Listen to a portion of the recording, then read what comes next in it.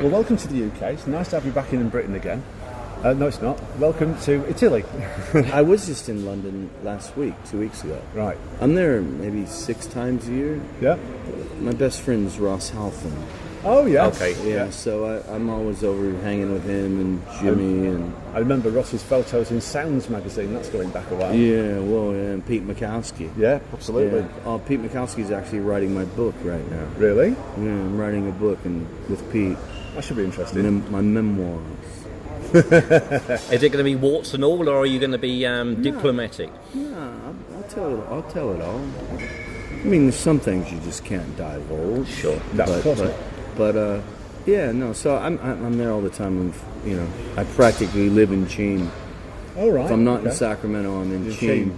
And if I'm not there, I'm at my villa in Italy where I relax. Right. But most of the time, it's Sacramento and Chim, and on the back of some fucking tour bus. So in some ways, Italy's coming home. In a way, yeah, absolutely. I have friends incoming tonight and stuff. Right. Sorry? Since 2008 with Forevermore. I know all the answers, guys. Well, I missed a chance to chat to you guys at HRH last year. Oh yeah, that was a good show. Yeah. That was a really good show. And we didn't have Dave with us because he was having a baby. He was in labor. Indeed. I remember talking to So Dave. we had the guy that plays in my band Soul Motor filming. But it was fun. I remember the crowd was really receptive. Yeah. And then this year we're playing Download and Islington Academy the night before the Download show. So we have a real strong love affair with the UK. Always have. Tesla has. Well, of course, with Download, they seem to be bringing on more bands of this particular genre, where before they've been sort of more the shouty stuff the last few years. Yeah, we were there. We played Download a few years back too with Leopard, and what was that, 2008 or 9? I think it was 2008. I think it was. Yeah. So I mean, anytime they want us to play, I'll never turn it down. Download's my favorite festival in the world. Well, don't maybe I don't want to get in trouble, but No. Between us guys here at the pub, yeah, I mean, Download's the one, isn't it? It's for the UK. It's the longest running one. Of course, Yeah, it's been, I mean, I remember Monsters when of I Rock. had Castle Donington record with Rainbow and Scorpions, and when I was a kid, and I was always, wow, that's the one to do, isn't it? Yeah. So, yeah. So, tell us about the new album. Well, it's called Simplicity. There are 14 brand new songs. I think over here, your version will have 16, but there's 2 bonus tracks, which are a couple of demos of the songs in different state. Yeah. I nicked that off the Queen remasters, when they start putting demos of I Want to Break Free or something. Well, that's cool. We got to do that. Freddie Mercury was the best. And Paul McCartney. Anyways, we could go on. And Jimmy Page. I like all the English bands. This is getting longer. Can't you tell? On the 8th day, God created Paul McCartney. I think Tesla's sound always has had a British rock influence sound. Absolutely. Well, I think so. I mean, because, we grew up on Beatles, Stones, and Aerosmith. And Aerosmith grew up on Yardbirds and Beatles. Of course.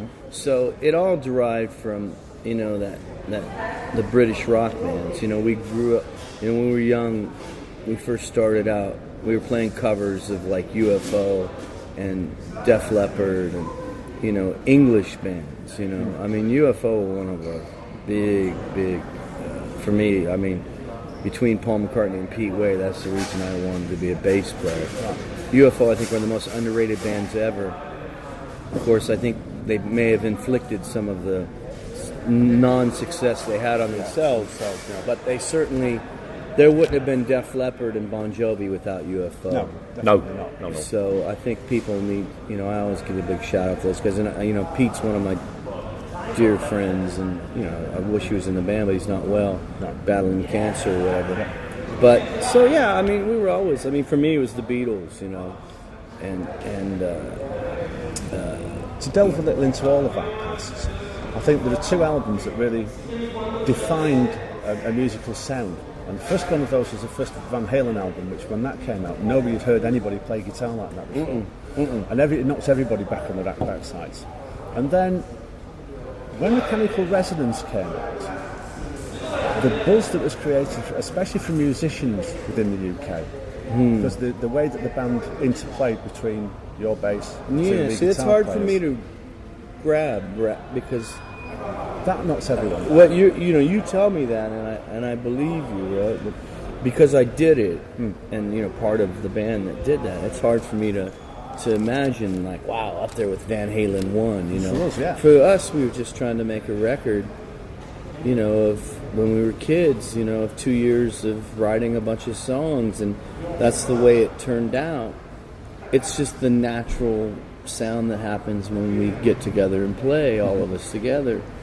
I know people really enjoy that album, and I do too to this day. I wish it sounded a little better because the bass got a little ripped off. Right, okay. Would you consider sort of remastering it, maybe like a lot of bands are doing? I mean, likes of Rock Candy, etc. Obviously, re-releasing a lot of stuff. Remastering is not remixing. Remixing it, I've had this conversation with Steve Thompson, who was one of the producers on that album, and he says he would love to remix Mechanical Resonance but then again, it's a snapshot in time. Yeah, I was going to say. So I think you just leave it alone. I mean, you don't go back and remix Band on the Run. No. I mean, it sounds fucking great, right? And Mechanical Resonance, some people think it sounds fucking great. Me personally, I was like, oh, the bass could have been louder, there could have been less reverb. And Steve and me both, when we fantasized together, because he was originally meant to maybe do this new album, but we couldn't seem to sort it out. And I still would love to work with him again in some capacity with the band. It's a snapshot in time, and it's where we were in 1986. Yep. And I understand what people like about it. Well, you're probably going to piss off a few, shall we say, the older fans, coughing loudly, who grew up on that album. Maybe I love some. The album. No, what I'm saying is, if he was to go back and remix it, it won't happen. If we ever do it, it might be for our own personal listen. Okay. Yeah. But I think it is what it is. I'm not a big fan of people going in and remixing it. It's like time is time, and time has passed, and obviously our records today don't sound like Mechanical Resonance. No, but on Simplicity, you can hear where the influence comes from. Yes. There wouldn't have been a Simplicity. Well, and that's why it's called Simplicity, because we went back to the fundamental ideas of what we did when we did that album. Yeah. Which was, let's not do a ton of overdubs, let's capture it live and fix the bad bits. Yeah. Where, on some of the other albums, Troy would do the drums, I do the scratch bass, I go back, completely redo the bass. On this, I didn't touch it. If there wasn't a mistake, Left it alone. we left it. Yeah. Just leave it. You can fiddle with something to the point where it becomes sterile if you're not careful. Yeah, and you got to be careful not to do that. And we didn't do that too much on this. I mean, we did mess about with a few things that we needed to mess about with. Yeah. But the overall approach was back to the basics, so if you will, hence simplicity. Yeah. well, it must be incredibly satisfying the fact that you guys are still together, are still releasing albums. I mean, when you go back to when you guys first started, it probably wasn't even in your psyche that. No, I mean, me and Frank and Jeff have been together since 1981. Me, Frank, and Jeff since 1983. That's 31 years. It's frightening, and I bet it doesn't feel Frank, like it. 33 years. Yeah. It does feel like it. Maybe not for you. It does for me. All right, I'll rephrase it. I try and pretend it doesn't feel like that. We're getting old, man. But, they're like brothers. So, Sure. Obviously, we fight like brothers, and we love each other like brothers. And, we've been through fucking hell together. And we're still here, and we're still doing it. And to me, that's the greatest achievement. If you would ask me in 1986 if I would have wanted a record that was as big as Appetite for Destruction, 12 million worldwide or whatever, or to still be doing it in a reasonable, what's the word I'm looking for, guys? I'm brain farting. Alzheimer's kicking in. In a reasonable fashion. Right. 32 years later, I will say, I would still rather be doing it 32 years from now. Sure. Yeah. So I think that's kind of a testament to the band. It's like we never had that massive record You know, people say, "Oh, you should have had a record like Slippery When Wet or Pyromania or Appetite or the Black Album." And we never did. No. You know, every record we put out sold really well, and we have a really strong fan base that's still with us today. Yeah. You know, I mean, you know, the thing that I've wanted to do since we got back together in 2000 was rebuild the band in Europe, because after 91, when we came with Scorpions, we never came back again until 2006. I think that was the first time I actually saw you. Yeah. 91. So I was really responsible for saying to the band, look, we need to get back to Europe. You know, I know, you know, we haven't gone for whatever reasons, but we need to try to make an effort to get back. And so, you know, we keep coming back, you know. It might be 10 days at a time, but it's better than none. Yes. You know, because people say, why don't you do a 6-week tour? Well, this is why I was so pleased that you guys played at H&H last year, because I missed when you guys played over in 91 because I was away working. Yeah. So I was thinking, that's it. My chance of seeing Tesla are probably ran about 0 at this point. And then it came at H&H, said, bingo. Yeah. No, we have a great, you know, our agent, Steve Strange, in Europe and the rest of the world. In America, it's a different guy. And Steve Strange keeps us coming back to Europe and finds opportunities for us to come and make it work, you know, on a financial end, because it costs quite a lot of money to come. Well, this is the big problem now, isn't it? Yeah. And so we seem to be able to do it, and, you know, I'm looking really forward to the Download show and the show at Islington Academy, which, you know, Download, I think we're playing 35 minutes, 40 minutes. Islington Academy, we'll do a full 90-minute set, and a lot of the new record and stuff. So, you know, that one's for the hardcore fans. Yeah. It's different when it's your own stage. Yeah, I think so. But I like festivals because there's something to prove.